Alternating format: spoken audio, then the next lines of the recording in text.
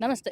కేంద్ర హోంశాఖ సహాయ మంత్రి కొడుకు బండి భగీరథ్‌కి సంబంధించి పోక్సో కేసు నమోదైన విషయం మనందరికీ తెలిసిందే. సో, దీనికి సంబంధించి నిన్న విచారణకి రావాల్సి ఉండే. కాకపోతే విచారణకి అటెండ్ కాలే. సో, ఈరోజు వస్తాడని గూడా ఒక రకంగా న్యూసొచ్చింది. మరి ఇప్పటివరకు గూడా రాని పరిస్థితే కనిపిస్తుంది. దీనికి సంబంధించి ప్రస్తుతం మనతో మాట్లాడడానికి ఓయూ శంకర్ గారు మనతో ఉన్నారు. అన్న చెప్పండి. డైరెక్ట్ అడుగుతున్నా.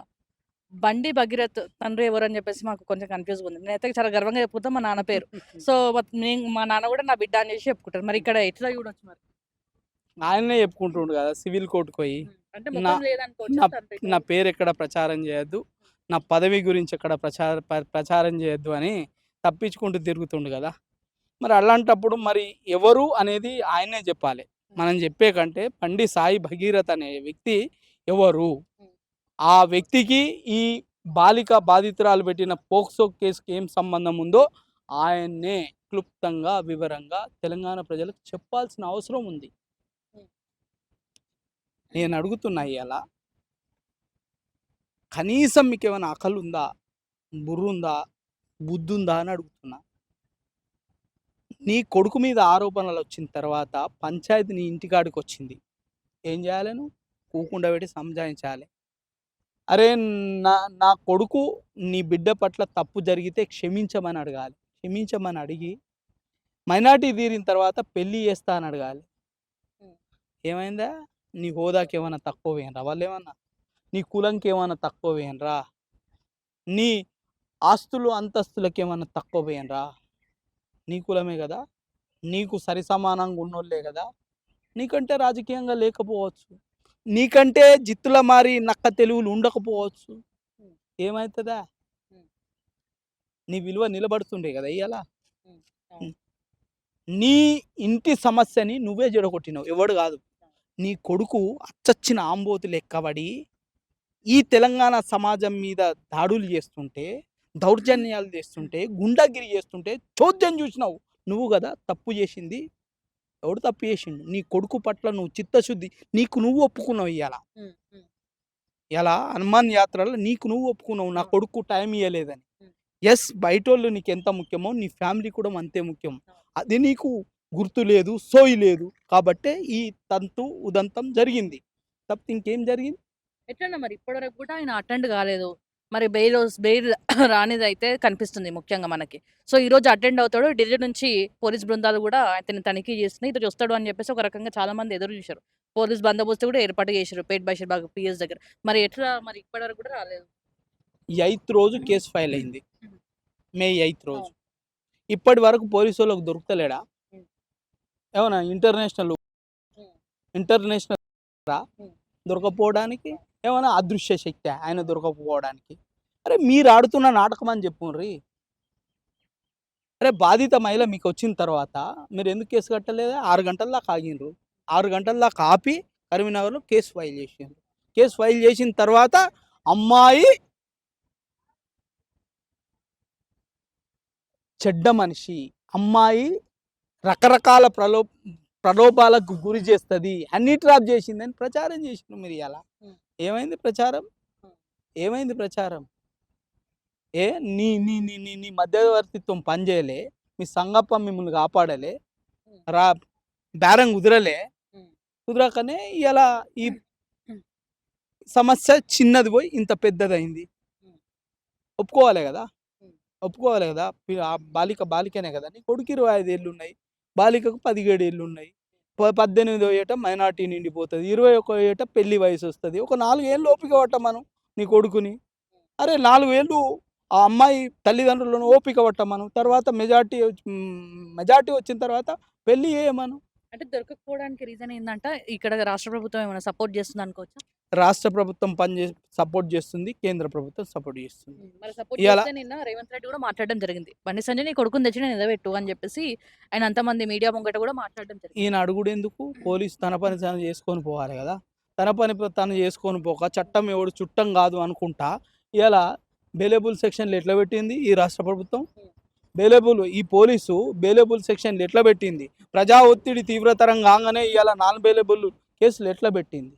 ఇయాల నా కొడుకు నిజాయితీ కల్లోడు, నా కొడుకు ధర్మాత్ముడు, నా కొడుకు నిజాయితీ కల్లోడు అని ఇన్ని రోజులు ఎట్లా అబ్స్కాండింగ్లో పెట్టినావు?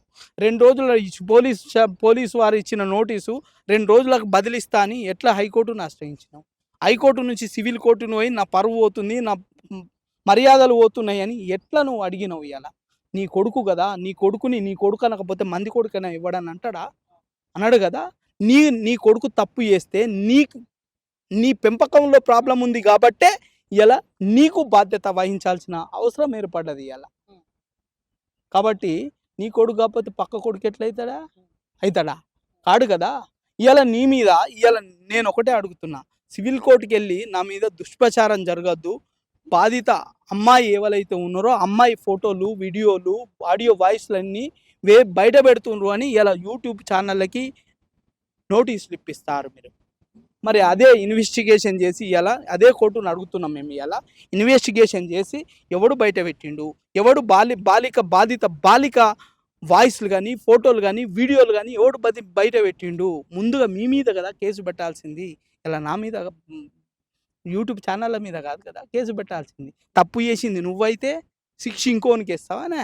అందుకేనా నీ పవర్ ఇచ్చింది, నీకు పవర్ ఇచ్చింది, అధికారం ఇచ్చింది. అంటే బాధితుడు ఎవడైతే వీక్గా ఉంటాడో వాని మీదనా నీ కేసులు పెట్టేది? అలా ఇది హై లెవెల్ కేసు. ఇన్‌ఫ్లుయెన్స్‌లు మనమే చిన్న చిన్న లీడర్‌లకు ఫోన్ చేసి మనమే ఇన్‌ఫ్లుయెన్స్‌లో యూజ్ చేసుకుంటాం. మరి దీనికి సంబంధించి ఇన్‌ఫ్లుయెన్స్ యూజ్ కాదంటారా? సాధ్యమైతదా అసలు అరెస్ట్ చేయడానికి?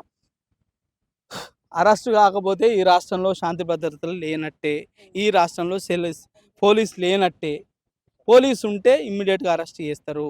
అదే నువ్వు నిన్నగాక మొన్న ఐజీ ఇంట్లో దొంగలు పడి వాళ్ళ భార్యను చంపిపోతే 2 రోజులలో ఉత్తరప్రదేశ్ బార్డర్లో పట్టుకున్నారు. ఇదే పోలీసు పట్టుకున్నది. అంత ఉండాల్సిన పనేముంది? అయినా నేను గౌరవప్రదమైన పోస్ట్లో ఉన్న బండి సంజయ్ గారు ఇలా దేశ హోంశాఖ సహాయ మంత్రి, ఇండిపెండెంట్. నీ కొడుకు ఉంటే ఎట్లా? నువ్వు ఏం సమాజానికి ఇండికేషన్ ఇస్తున్నావు? నీ కొడుకుని ఇటు స్టేట్ గవర్నమెంట్ ఇవాళ ముఖ్యమంత్రి కూడా ఏమంటాడంటే తెచ్చి అప్పయ్యప్పు అంటాడు. అప్పయ్యప్పిండంటే దాచిండన్నది వీళ్ళే కదా, చూసిండ్రన్నది వీళ్ళే కదా, అవునా?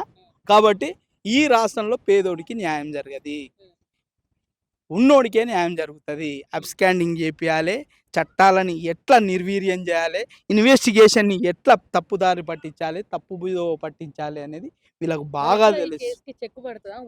బరాబరి పడుతుంది, బరాబరి. నాకు ఇప్పుడు ఒక మహిళ బాధిత బాలిక పోలీస్ స్టేషన్కి వచ్చి ఈ వ్యక్తి నన్ను చేసిండు అని చెప్తుంది అంటేనే అక్కడ ప్రైమ్ ఆఫ్ ఫెసి ఉంది అని అర్థం. ఆ బాలిక చెప్పిందంటేనే ఆ బాలిక మీద సాగించి నానా రకాల అరాచకాలకు పాల్పడ్డరు అని చెప్పింది అంటేనే అక్కడ బలమైన సాక్ష్యం ఉన్నట్టు. ఇలా సుప్రీంకోర్టు కూడా అదే చెప్పింది. ఏ మహిళ కానీ తనకు తాను వచ్చి నన్ను ఒక వ్యక్తి చేసిండని చెప్పడు, చేసిందంటేనే ఆమె వాంగ్మూలం సరిపోతుంది అని కుండబద్దలు కొట్టి చెప్పింది. మరి ఆ తీర్పులకైతే విరుద్ధం కాదు కదా, నీ కొడుకైతే విరుద్ధం కాదు కదా. కాబట్టి ఖచ్చితంగా నీ మీద గౌరవం మర్యాదలు ఉండాలంటే ఇప్పటికీ బండి సంజయ్ గారు, ఇప్పటికీ మీకు నేను విజ్ఞప్తి చేస్తున్నా, మీ పార్టీ నేతలకు విజ్ఞప్తి చేస్తున్నా, నీ దగ్గర చిత్తశుద్ధి ఉంటే, నువ్వు నిజాయితీ కల్లోనివైతే నీ కొడుకుని తెచ్చి పోలీస్ స్టేషన్లో అప్పజెప్పు.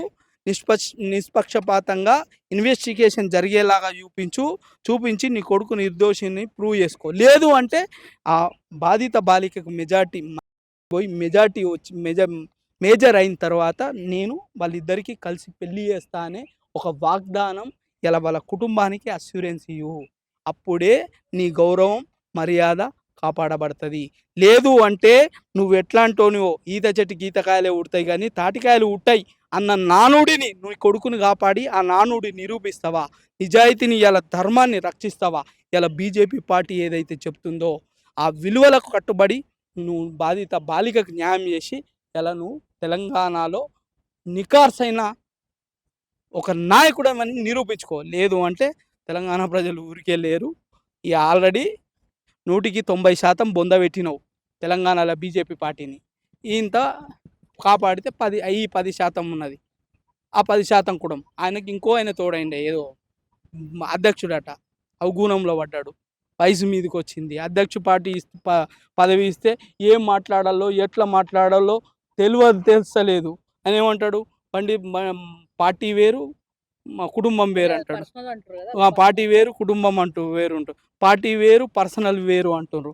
మరి పార్టీ వేదికల మీద పర్సనల్ ఎందుకు మాట్లాడుతుండో ఒకసారి క్వశ్చన్ చేయవా? ఎందుకు సమర్థిస్తారు?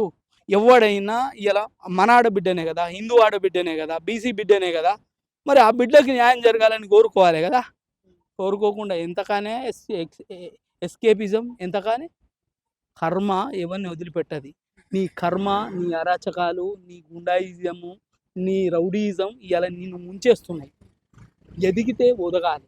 సో మీరు కర్మ ఎవరిని వదిలిపెట్టదని అంటున్నారు. సో అందరం నమ్ముతాం అది. ఇప్పుడు ఆయనకి శిక్ష పడకుండా ఇతనే కేసు తాగి తప్పు చేయలేదని బయటకు వస్తే కర్మ సంబంధించి కూడా వస్తుంది మరి. ఆయన శిక్ష పడద్దు అంటే ఇక ఈ చేసిన తప్పును తప్పించుకోవడానికి 100 రకాల ఎత్తుగడలు వేస్తుండ్రు కదా. అట్లనే కేసు ఇక కుటుంబాన్ని లేకుండా చేస్తే అప్పుడు కేసు పడదేమో, మరి కొత్త కేసు మీద ఎత్తుకున్నట్టు అవుతుందేమో. సో కాబట్టి మీరు ఎట్టి పరిస్థితిలో తప్పించుకోలేరు.